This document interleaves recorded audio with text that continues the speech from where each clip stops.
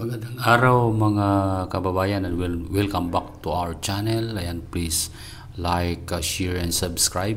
Ayan. Ayan, napanoorin po natin ngayon na itong live ni General Mitran. Ayan, medyo mukhang galit na si Mitran. Ayan, panoorin natin. Galit yata sa mga trolls. Ang naging normal ngayon yung magnanakaw. Yung mga abnormal, yung mga nagpupuna ng magnanakaw. Yun lang. Diyos ko, baliw na talaga ang Pilipinas, ano? Tingnan mo, si Congressman Barsaga, sinasabi nilang si Raulo. Si Inday Sara, sinasabi nilang si Raulo because lumalaban sa corruption. Mabuti si Congressman Libiste, hindi pa, no? Hindi pa nila hindi pa kasi very vocal magsalita si Libiste kaya hindi pa malaman sa sira ulo, ano. Simple pa lang yung balat ni Congressman Libiste, ano. Mga batang congressman yan. Si Mayor Vico Soto, ayun, nawala na sa limelight ngayon kasi paano, pinakilaman nung isa rin sira ulo ni Tito Soto. Imbis na gumaganda na yung trend ng takbo ng pamangkin niya, sinira niya ang political career. Wala nang mukha na magamit si Vico Soto. Ano ba? Diyos ko naman, oo. Aywan ko. Ano nangyari sa Pilipinas? Iba na ngayon. New normal ngayon. Mga magnanakaw. Ang mga abnormal, yung mga nagsasalita ng katotohanan katulad namin, na mga baliw na kami. So, baliktad na talaga ang mundo natin. Wala, pagka ganito di talaga asin sa Pilipinas. Kaibigan, sa ginawa nyo EFP, lalong umalma ang mga retard at ang taong bayan.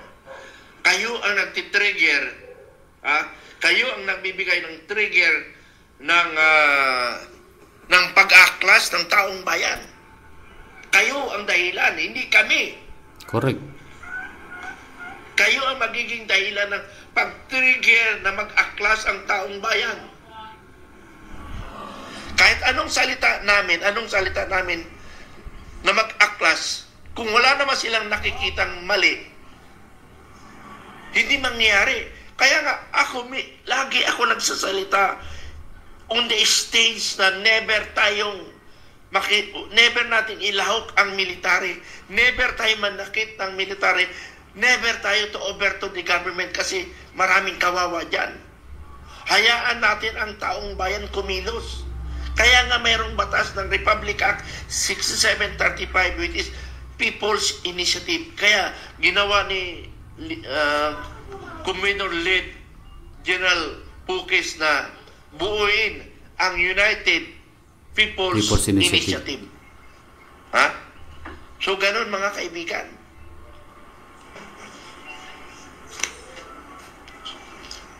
Ang hirap kasi ang ating mga kababayan. Watak-watak kasi. Yan ang Pilipino. Sa totoo lang.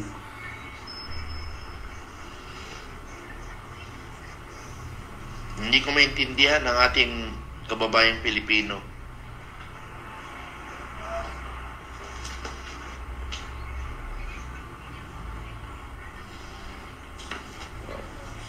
Sabi ni Liz Brave Vlog, lahat ng mga tanong ay masasagot ng AI. Gusto niyo magtanong? Pasok lang kayo sa AI, sasagutin kayo. Magaling ngayon ang AI eh. Nandyan lahat eh. Wala tayong maitatago ngayon.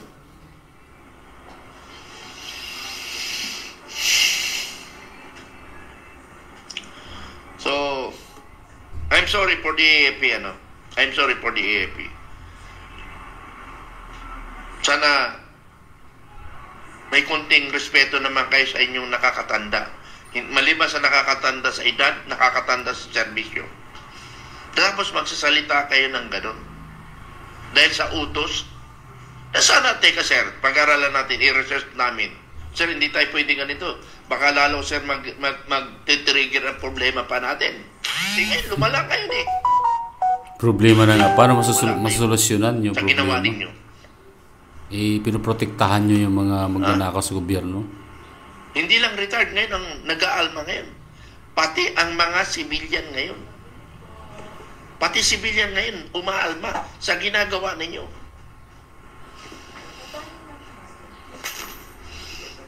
No, na-controversial kayo sa 15 billion. Ha? Nanahimik yun. Yung 15 billion, natapos ng issue. Tapos singitan nyo ngayon na pinag-aaralan nyo ang pension. Ano yung psy-ops ninyong ipinaparating sa taong bayan? Dapat hindi na lang kayo nagsasalita na pinag-aaralan namin kung ano ang provision na pwede namin i-hold ang kanilang pension. Mga tarantado rin kayo ni.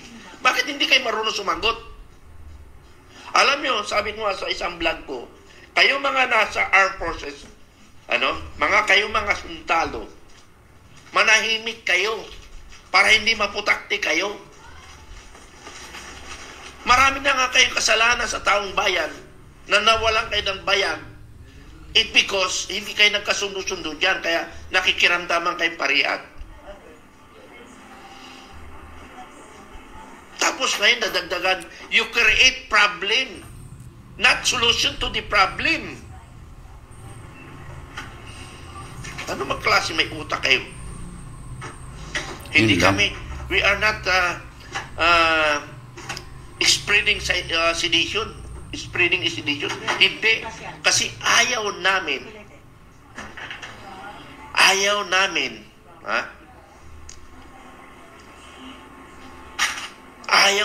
ng kudita. Ayaw namin ma-overturn government because we have already series of experience na ang military nakialam sa mga kudita. Ano nangyari sa mga sundalo? Nagkatanggalan, nagka-discharge. Walang tulong mga officer. Sarili lang nila, niligtas nila. And we do not want to repeat that, mga ganong situation. Ayaw namin. Because nanggaling ako ng CSDF, nanggaling ako sundalo, bago naging officer. Ayaw ko yan. In that time series of kudita, Actually, parang ang nangyari kasi ngayon, parang kinokontrol ng armed forces yung mga retired general. Kaya naglabas ng mensahe na pinag-aaralan daw nila yung mga retired general na magki-create ng pagpapabagsak sa gobyerno, tatanggalan daw ng pensyon. Kaya yung mga retired general pumalag dito. So at saka nabasa ko at napanood ko kanina sa video, ang sabi ng spokesperson ng AFP ba yun? Ang sabi, pinag-aaralan din daw nila yung mga retired army na, yung mga retired na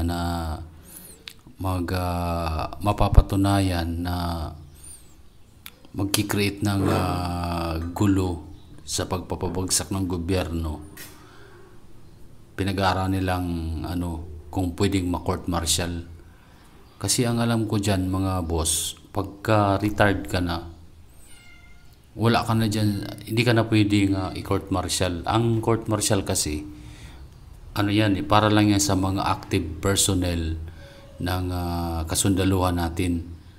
So ngayon, parang nagpahayag ng gano'n, parang tinatakot nila yung mga retired na para hindi na magbigay ng komento laban sa gobyerno tungkol sa katiwalian o mga korupsyon na nangyayari sa bansa. Ganoon po kasi yung gusto ng kasundaluhan iparating sa mga retired. Kaya itong mga retired pumalag ngayon kasi bakit isasama sila doon, bakit tatanggalan sila ng pensyon at bakit pag-aaralan na kung pwede i-court martial na hindi naman sila active sa serbisyo. Yun kasi yung ikinagalit ng mga retired ngayon.